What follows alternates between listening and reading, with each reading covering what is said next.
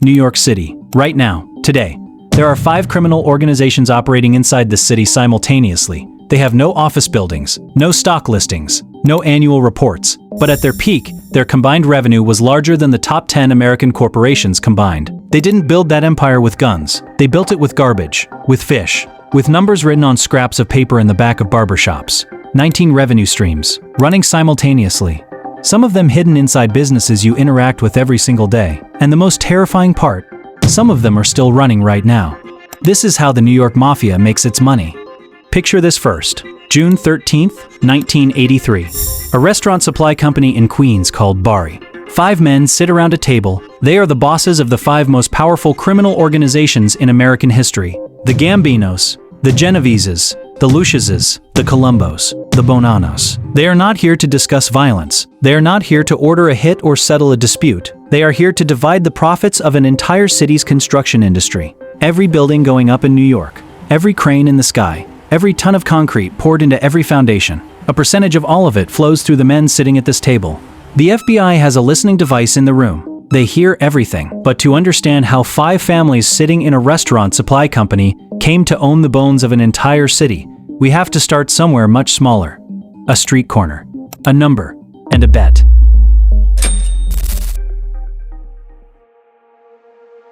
Before the lottery existed, the mafia was the lottery. It was called the numbers game, or policy, depending on which neighborhood you grew up in. Here is how it worked. Every morning, across every borough of New York City, in barbershops, bodegas, laundromats, and corner stores, people place small bets on a 3-digit number, 25 cents, 50 cents, $1. The winning number was determined by the last 3 digits of the day's total stock market trading volume, a number published publicly every afternoon in the newspaper. Nobody could fix it. Nobody could predict it. It was genuinely random. And the mafia ran it anyway, because they didn't need to fix the number. They just needed enough people betting that the house percentage, the same principle that runs every legitimate casino in the world, made them rich regardless of who won. By the 1960s, the numbers game was generating an estimated $500 million a year in New York alone. $500 million from people betting quarters in barbershops. The runners collected the bets. The controllers managed the runners. The bankers funded the payouts. The bosses took their percentage. A perfectly organized machine built entirely around the human desire to believe that today might be the day your number comes up. When New York State launched the official lottery in 1967, they were essentially copying the mafia's business model. The only difference was the tax receipt. The numbers game created a problem that the mafia immediately turned into another revenue stream. Gamblers lose. When a man bets more than he has, which gamblers always eventually do, he needs money fast. He can't walk into a bank. He can't explain to a loan officer that he needs $3,000 by Thursday because he owes it to a man who will break his hand if he doesn't pay. So he walks to the same corner where he placed his bet, and he borrows. The interest rate on a mafia loan was called the VIG, short for Vidrish. It ran at 2 to 5% per week, not per year, per week.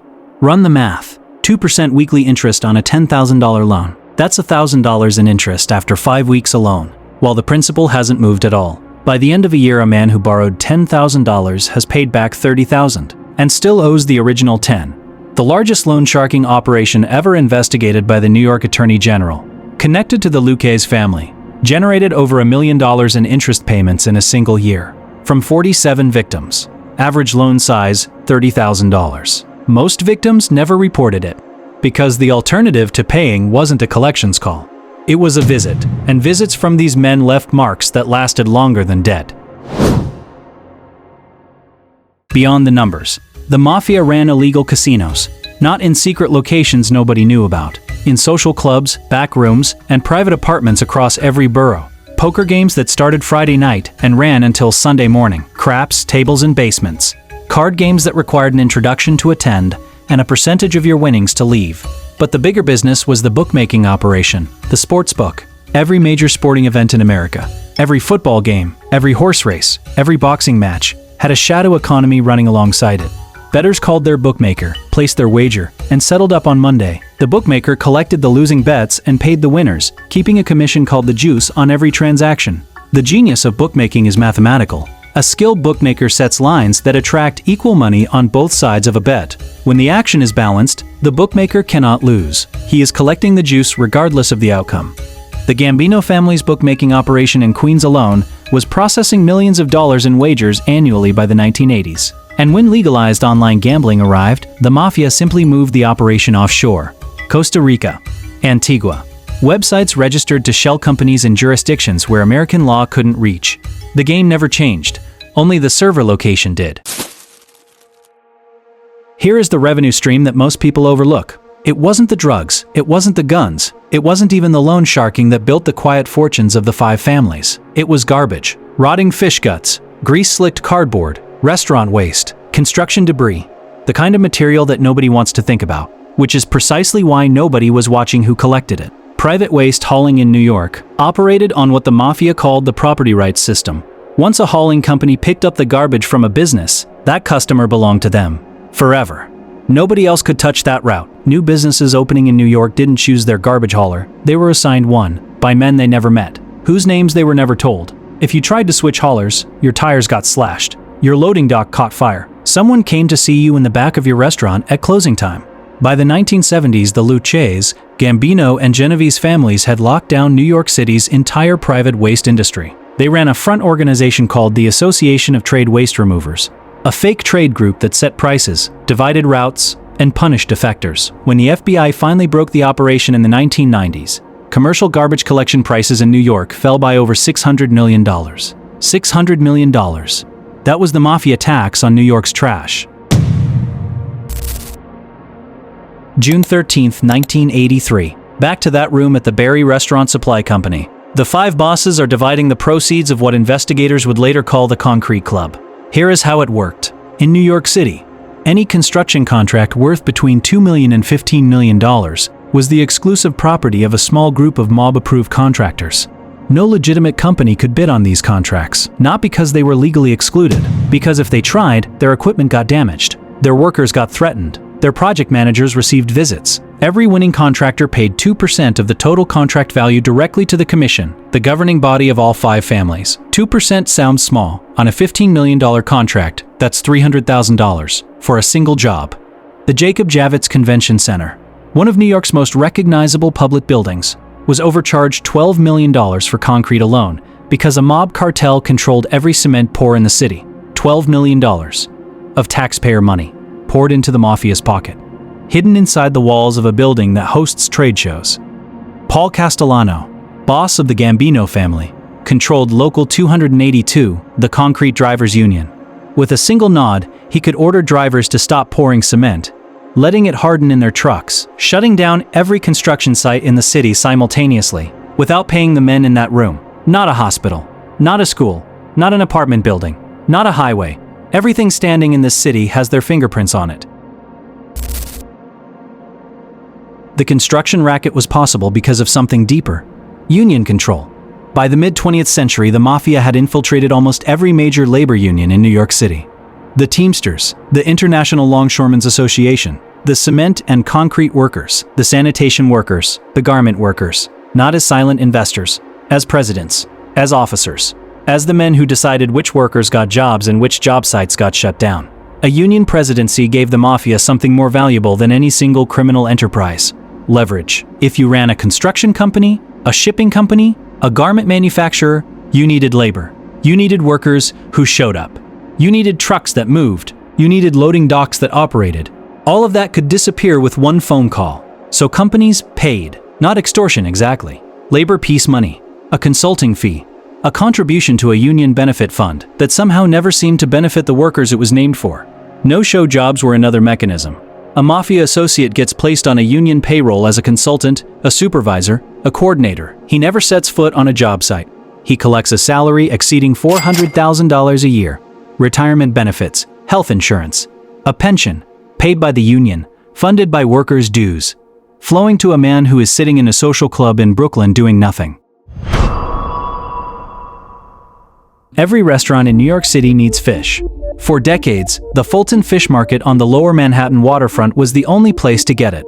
Every fish that ended up on a plate in a New York restaurant passed through this market first, and the market was owned by the mob, not on paper. The paperwork looked clean. legitimate fish wholesalers, licensed vendors, inspected facilities. But the men who actually decided which wholesalers got stalls, which trucks got unloaded first, which buyers paid which prices, those men answered to the Genovese family. Restaurateurs, who tried to bypass the market or find cheaper suppliers, found their deliveries delayed, their orders mysteriously lost, their vendors suddenly unavailable. When Rudolph Giuliani came after the Fulton Fish Market in the 1980s, investigators found that mafia-controlled businesses had been extracting a percentage from every single fish transaction at the market for decades.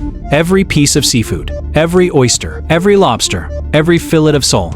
A silent tax on every fish dinner served in New York City, paid by restaurant owners, passed on to customers, collected by men whose names never appeared on any menu. Protection money is the oldest revenue stream in organized crime history, and it is exactly what it sounds like. A man walks into your restaurant. He is polite, well-dressed. He sits down, orders a coffee, and explains that this neighborhood has certain expenses. Security costs. That for a weekly contribution. A modest one. Your business will never have a problem. He doesn't explain what kind of problem. He doesn't need to. The offer was structured as insurance. Against vandalism. Against break-ins. Against the specific kind of trouble that only seems to happen to businesses that decline the offer. By the 1980s, the mafia had moved beyond simple street extortion. The most profitable extortion was commercial. One business owed money to another business, a supplier who hadn't been paid, a contractor who couldn't collect on a completed job. A business owner would approach a mob associate, explain the problem. The associate would go collect the debt, using whatever methods were necessary. Then take half, sometimes more. The victim of the debt collection paid for the service whether they wanted it or not. And the debtor, whoever got collected from, had just been extorted by a man they never hired and never invited. Both sides of the transaction generating revenue for the same organization. For decades, the official position of the New York Mafia was that narcotics were off limits. This was a lie, but it was a useful lie. The ban existed not for moral reasons but for practical ones. Drug trafficking carried harsher sentences than any other mafia activity. Men who got caught dealing drugs talked to prosecutors more readily than men who got caught running numbers, but the money was too large to resist. In the 1970s and 80s, the Sicilian Connection became the most significant heroin trafficking network in American history, known as the Pizza Connection. Sicilian mafia members operating out of pizzerias across the northeastern United States imported an estimated $1.6 billion worth of heroin between 1975 and 1984. The pizza shop was the front. The sauce was imported from Sicily and packed inside certain shipments. Heroin. 22 defendants. 45 pounds of heroin seized. A network spanning 2 continents. Built inside businesses that smelled like tomato sauce and oregano. The men who ran it understood something fundamental about concealment. The best place to hide something nobody is supposed to see is inside something everybody expects to ignore. Every dollar generated by every other method on this list has the same problem. It's dirty. Cash with no verifiable source cannot be spent on anything that requires documentation, cannot buy a house, cannot fund a business, cannot explain itself to the IRS without triggering an investigation. So it needs to be cleaned. The mafia's preferred laundromats were cash-intensive legitimate businesses, restaurants, car washes, pizzerias, nightclubs, vending machine companies, businesses where cash transactions are normal, where the volume of money coming in can be inflated on paper without raising obvious suspicion, where $50,000 in illegal cash can be mixed with $50,000 in legitimate receipts and emerge the other side as $100,000 in documented revenue. The business pays taxes on the combined amount, provides the criminal with a legitimate income source, creates a paper trail that points away from the original crime rather than toward it. This is not just financial sleight of hand. It is the mechanism that converts criminal power into legitimate social standing. The mafia boss who launders successfully doesn't just avoid prosecution. He becomes a businessman, a taxpayer, a community figure. Someone whose wealth, examined from the outside, appears to have been earned through entirely legitimate means. The money stops being dirty, and the man who made it stops looking like a criminal. John Gotti started his career stealing clothes off trucks, not metaphorically, literally. Pulling over delivery trucks, removing the cargo, and selling it through fences across the city. Truck hijacking was a volume business. A single refrigerated truck carrying electronics, clothing, or pharmaceutical goods represented tens or hundreds of thousands of dollars in merchandise that could be moved through mafia-connected fencing operations within days.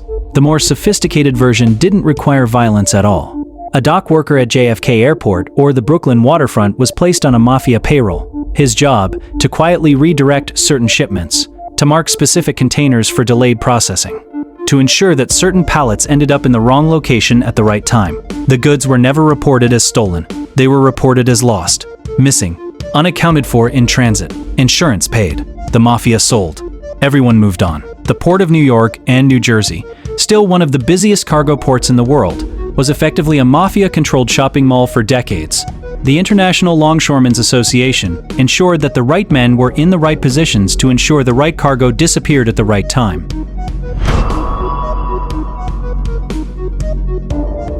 Seventh Avenue, Manhattan. For most of the 20th century, the center of American fashion.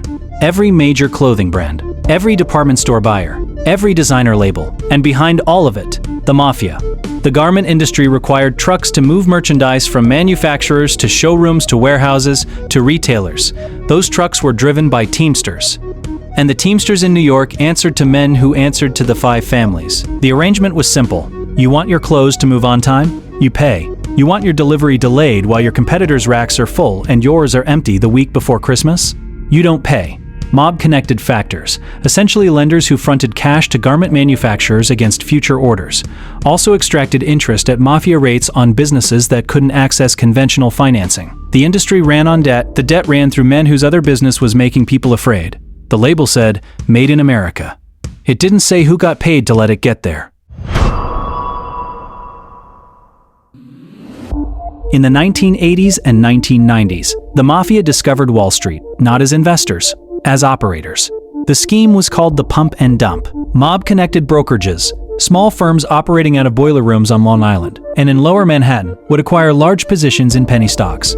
Then their salesmen would call retail investors and pitch the stock aggressively, creating artificial buying pressure, driving the price up. When the price hit the target, the mafia sold their position. The stock collapsed. The retail investors lost everything. The FBI called it the mob on Wall Street, a network of broker-dealers, corrupt traders, and organized crime figures who extracted an estimated $1 billion from American investors during this period.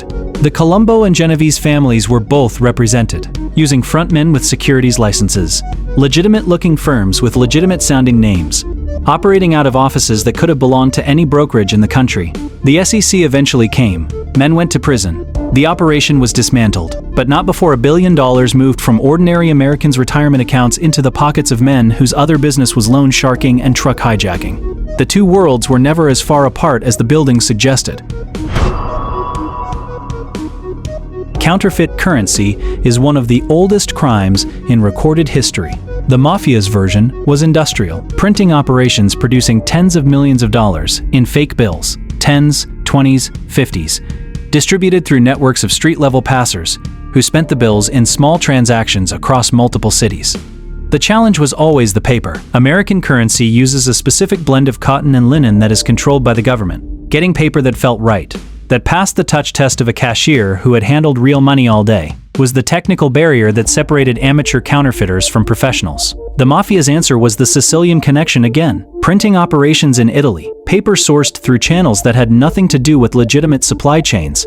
By the time the bills reached New York, they had crossed an ocean and passed through multiple hands, each layer of distance making the origin harder to trace. Modern currency security, the embedded strips, the color-shifting ink, the microprinting, exist largely because of what the mafia did with a printing press and a distribution network in the post-war decades. Every new security feature on an American bill is the government's answer to a question organized crime asked first. A no-show job is exactly what it sounds like. A union official places a mafia associate on a payroll. The associate receives a salary, full benefits, pension contributions, and health insurance. He never performs any work. He never visits the job site. For all practical purposes, he does not exist as an employee. Except on payday. At the New York Harbor, investigators documented no-show employees collecting annual salaries exceeding $400,000 a year, for doing nothing, paid by union dues collected from workers who showed up every day and did actual work. But the no-show job was only one layer. Union control also meant controlling who got hired for legitimate positions. A construction foreman or warehouse supervisor position on a major project could be sold, essentially auctioned to the highest bidder among men who needed legitimate employment records to satisfy parole conditions or explain their income to the IRS. The worker who actually deserved the position, the man with the experience and the skills, didn't get it because he didn't know the right person, and the right person wasn't working. Not every mafia revenue stream is decades old. In the 2000s, members of the Lucchese family identified a specific arbitrage opportunity. Range Rovers sold in the United States came fully equipped with features that weren't available on models sold in China.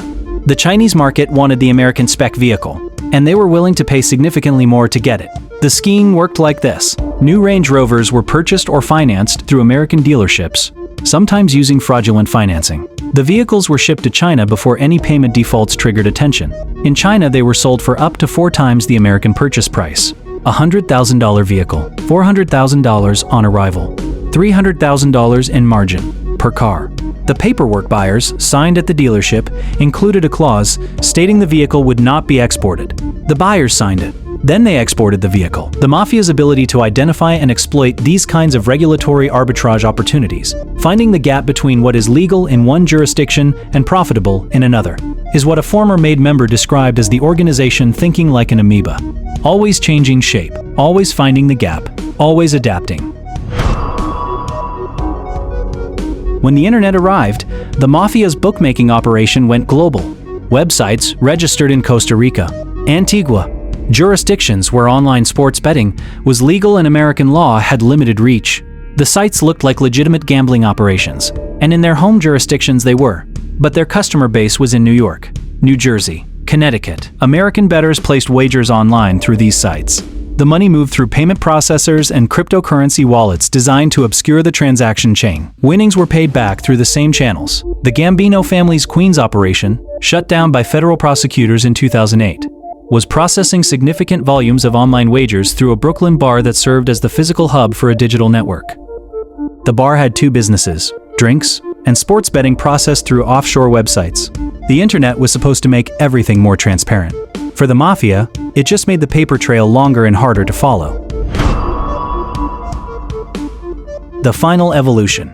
Still happening now. Cryptocurrency solved a problem that had plagued organized crime since the beginning of financial regulation. How do you move large amounts of money across borders, between criminal and associate, between family and supplier, between debtor and lender, without triggering a record? Cash has weight, cash has volume, cash has to be physically transported by someone who can be stopped and searched. Cryptocurrency is weightless. It exists as a mathematical entry on a distributed ledger. It can cross any border instantaneously. It can be held in a wallet that has no name attached to it. Ransom demands in the Nancy Guthrie case, to pull a recent example, were made in Bitcoin because Bitcoin creates a payment channel that exists outside the banking system's reporting requirements. The mafia's loan shark operations now accept repayment in cryptocurrency. Drug transactions are settled in Ethereum. Money laundering schemes use coin mixing services to obscure the trail from dirty to clean. The technology changes. The function never does. There has always been a way to move dirty money. The mafia has always found it first. And here, at the end of the list, is the revenue stream that most people forget to count. Legitimate business. Not as a front, not as a laundry, as an actual business, generating actual revenue, employing actual workers, paying actual taxes. The evolution of the New York Mafia over the past 30 years has included a deliberate move toward legitimacy, not to escape criminal activity, but to supplement it. To build the kind of financial infrastructure that can survive the loss of any single illegal revenue stream. Restaurant chains, food distribution companies, construction firms, import-export businesses, real estate holding companies. The modern mafia family has members who are genuinely legally wealthy, who pay their taxes, who have business records that can withstand scrutiny, because the lesson of the 20th century, learned through RICO prosecutions and commission trials, and the systematic dismantling of operation after operation, is that pure criminal enterprise is fragile. One informant, one wire tap, one conviction, and everything built on nothing but crime collapses. But a legitimate business? A legitimate business can survive, can continue, can provide cover and income and legal standing for the generation that comes next. The FBI agent who spent 30 years chasing the commission said something afterward that stayed with investigators for years. He said, "We won every battle we fought. We just never managed to fight them all at once." 19 revenue streams, some of them centuries old, some of them invented last decade, running simultaneously, inside the most surveilled, most policed, most regulated city in the United States. The garbage industry, the fish market, the construction unions, the numbers game on the corner, the loan shark in the back of the bar, the bookmaker taking calls on a burner phone in Queens, the no-show employee collecting $400,000 for work he never did, the website registered in Costa Rica processing bets placed in Brooklyn. All of it connected, all of it coordinated, all of it managed by an organization that has been declared dead. Officially, publicly, repeatedly, since the Commission trial of 1986. And yet, in 2023, federal prosecutors in Manhattan brought new charges against members of the Gambino family for construction extortion, for bid rigging, for the same schemes that filled the room at the Bari Restaurant Supply Company 40 years earlier. The names on the indictments were different. The charges were identical. The machine doesn't die when you remove the men running it. It just finds new men, because the machine was never built on loyalty or family or the code of silence that the movies romanticize. It was built on something much more durable than any of that. It was built on the fact that wherever money flows, someone will find a way to take a piece of it. That has been true since before there was a New York. It will be true long after the last indictment is filed. And somewhere in this city right now, a number is being written on a scrap of paper. A bet is being placed. A debt is coming due. 19 ways, always 19 ways, and counting.